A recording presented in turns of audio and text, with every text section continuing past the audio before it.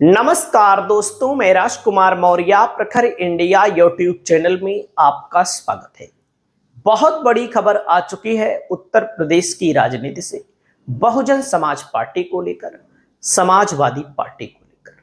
दोस्तों, उत्तर प्रदेश में 30 वर्षों तक Bahujan Samaj party, Samajwadi party, Bahujan Samaj party, Samajwadi party का गेम चलता रहा।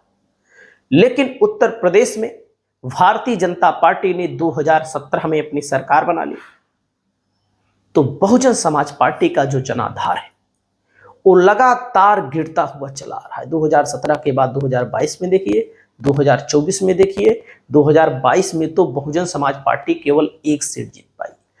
अब बहुजन समाज पार्टी में क्या होने वाला है, अब बहुजन समाज पार्टी में क्या हो रहा है, जिसको लेकर के पूरे देश में चर्चा का विषय बना है। क्योंकि दोस्तों, एक समय समाजवादी पार्टी में भी था कि अखिलेश यादव का जब उभार हुआ, अखिलेश यादव मुख्यमंत्री बने, तो इनकी भी पार्टी में अखिलेश यादव को नीचे गिराने के लिए तमाम लोग, जिनके मैं नाम नहीं ले रहा हूं, तमाम लोग ऐसे थे जो अखिलेश यादव को एहसास कराते थे कि हम मुलायम सिंह यादव जी के खास हैं, फलाने हैं, ढमकाने हैं, और बिना हमारे पार्टी नहीं चलेगी, ये नहीं होगा, वो नहीं होगा। काफी लंबी लड़ाई के बाद अखिलेश यादव ने पार्टी पर कब्जा जमा लिया। असली कब्जा कब हुआ दोस्तों? 2022 और 2024 में। 2022 में समाजवादी पार्टी चुनाव हार गई, लेकिन उस समय भी कुछ लोग ऐसे थे समाजवादी पार्टी के अंदर या बाहर जो कि टिकट को लेकर के ज्यादा इंटरफेयर करते थे।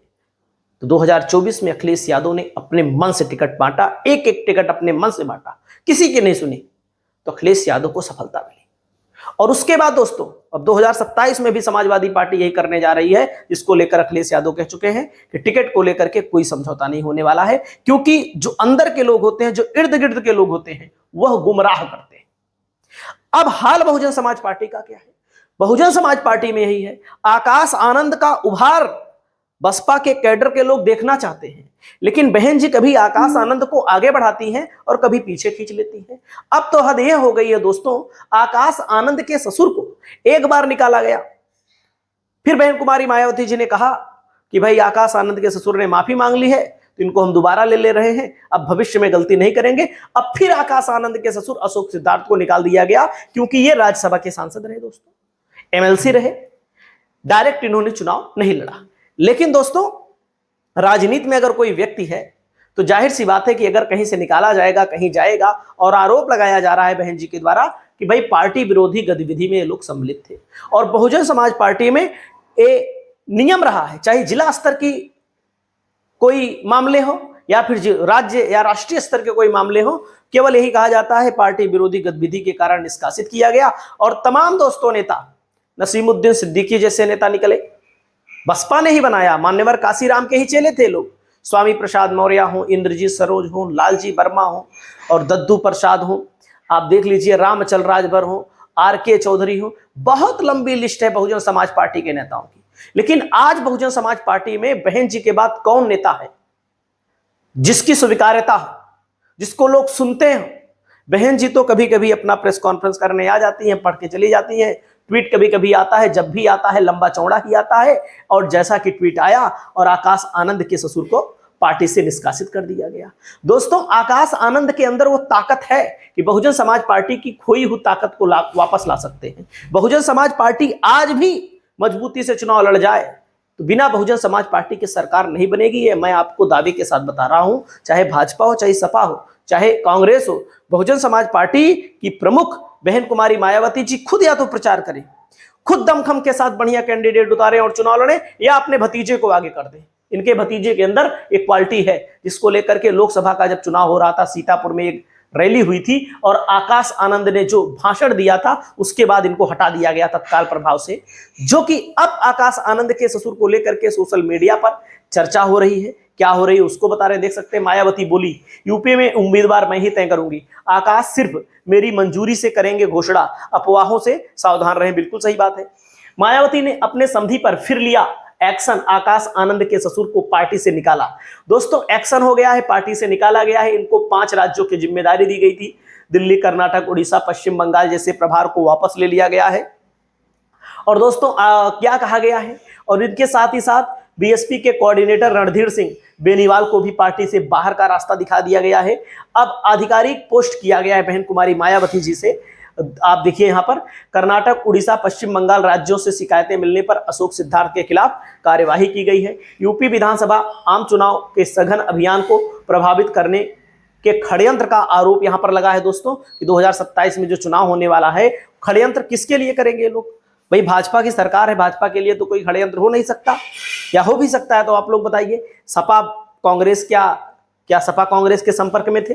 मायावती ने रणधीर बेनीवाल को भी पार्टी से निकाल दिया। मायावती के नेशनल कोऑर्डिनेटर अपने भतीजे आकाश आनंद के ससुर को अशोक सिद्धार्थ को पार्टी पहले भी निष्कासित किया गया था, फिर सार्वजनिक रूप पर माफी मांगने पर वापस लिया गया। मायावती ने अशोक सिद्धार्थ के बाद आकाश आनंद को भी पार्टी से बाहर किया था, लेकिन उनकी भी वापसी कराकर नेशनल कोऑर्डिनेटर बनाया गया।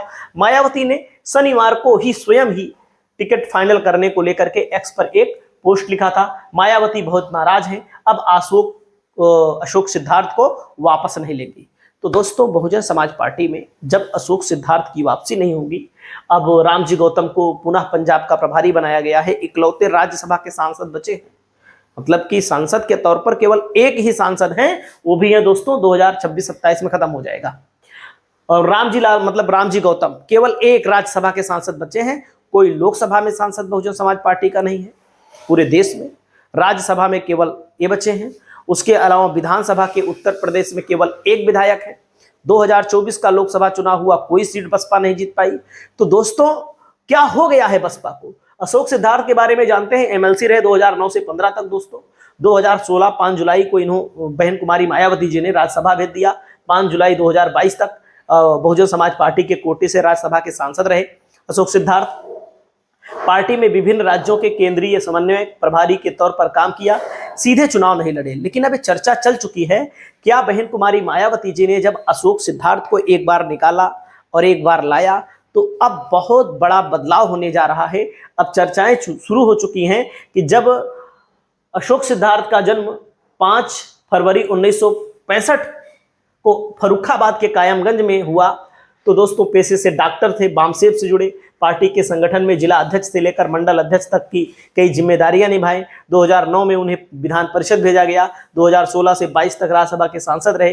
पार्टी में राष्ट्रीय सचिव और कानपुर आगरा जोनल कोऑर्डिनेटर और 5 राज्यों के प्रभारी भी रह चुके हैं। उनकी पत्नी बसपा की सरकार में महिला आयोग की उपाध्यक्ष रह चुकी हैं। तो अब चर्चाएं चलने लगी हैं, क्या अशोक सिद्धार्थ बहुजन समाज पार्टी में निकाल दिए गए हैं तो बहुजन समाज पार्टी से कोई ज़्यादा मतलब रहेगा नहीं? तो क्या समाजवादी पार्टी के संपर्क में आने वाले हैं, या थे जो षड्यंत्र होने की बात बहन जी ने कही है, पार्टी विरोधी गतिविधि होने की बात बहन जी खुद कही है? क्या समाजवादी पार्टी के साथ कोई समझौता हो सकता है? कोई गारंटी नहीं है किसी नेता की। जब सपा बसपा का गठबंधन हो सकता है, कोई भी नेता कहीं भी जा सकता है। केवल अभी सोशल मीडिया पर कयासबाजी चल रही है। बाकी आप लोग अपनी राय को बताएं। नमस्कार।